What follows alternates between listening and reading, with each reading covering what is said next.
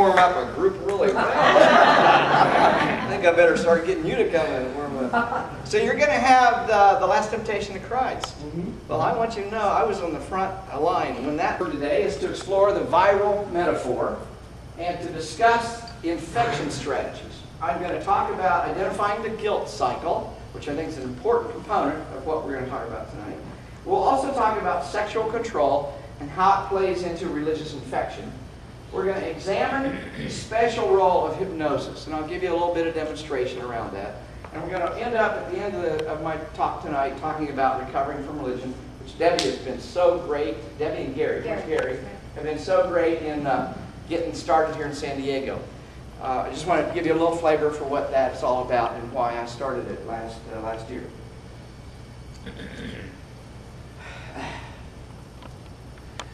Brothers and sisters, we are here to understand the power of the Holy Spirit. Why Jesus came here on this earth to share with us His vision of what we can attain if we just follow His words. That's all we have to do. Imagine how the Holy Spirit has worked its way subtly throughout human history to make the majority of the people in the West Christian and follow Him. He is the greatest leader ever. We are here to understand how that Holy Spirit offers to us the hope of salvation if we will just follow His word. That's all we have to do. And that's all the preaching I'm going to do to you tonight. Now, I give you that as a sample of behavior. As Jason mentioned, I'm a psychologist. I'm not a clinical psychologist anymore. I was many years ago. I'm an organizational psychologist now. But I studied hypnosis. I studied how all sorts of things work and how the mind works. And it always was a puzzle to me how this thing we call religion works. So we're going to learn about that. One of the biggest questions I had is, why do ministers behave like that? If you saw somebody stand down the street acting like I just acted, you'd probably pick up the phone and say, call a mental institution. This is not normal behavior.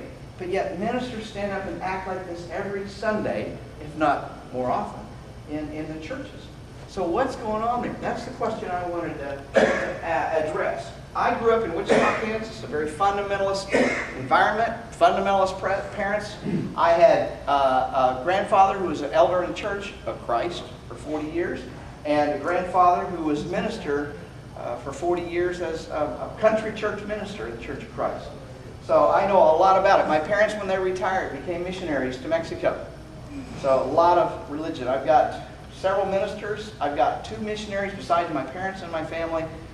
It just goes on and on and on. Every cousin seems to be religious. Somehow I found a way to escape, but I didn't escape until later in life. I'm standing before you. I'm an atheist now, but I certainly wasn't at the ripe old age of 25. I was in graduate school studying for the ministry. I was getting my master's degree in the ministry.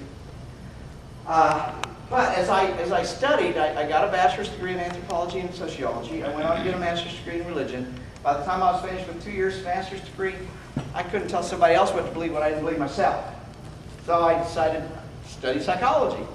And all of these degrees, I kept asking, what makes religions tick? Why do religions work like they do? And I had read Emil Durkheim, I'd read Thompson, I'd read all the major sociologists of religion. I could find nobody that explained religion to my satisfaction. And of course, Daniel Dennett's talked about memetics, and he's a philosopher. Harris is a neurobiologist or something like that, and what's the fourth? Hitchens is a journalist. Well, there's no psychologist writing about this, and I thought it was about time we looked at this problem of religion from a psychological perspective. But quite frankly, psychologists are scared of it, especially clinical psychologists.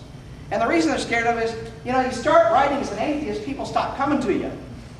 You'll lose clients, because a lot of the clients, I would say 70 to 80% of the problems I saw in my clinical practice led right back to something related to religion. Well, if you start touting that you're an atheist psychologist, their minister will say, don't go to Darrel. Their Sunday school teachers say, don't go to Darrel. Their mother will say, don't go to Darrel. They won't bring their children to Darrel. So you can lose a whole lot of clients if you're not religious. So the psychological community has a vested interest in not looking at religion critically. And since I don't practice psychology clinically anymore, I don't lose clients over it. Except my staff, when I announced I was writing this book, they said, we're going to lose clients over this. I said, well, I hope we don't, but, you know, frankly, I don't care. This time somebody looks. And I think I haven't lost a single client. I may have gotten one. I can't be for sure on that. And a Muslim fundamentalist. And you listen to them talk, they sound a lot alike. In fact, you could just take the words that they speak and switch the words, and they would be identical. They hate each other just alike. They kill each other just alike. I mean, there's no difference in the way they behave in many ways. So there's something going on if these two groups who are so far apart theologically act the same, if their behavior is the same. And I want to get underneath the surface. I want to find out what is the common cause of this kind of behavior.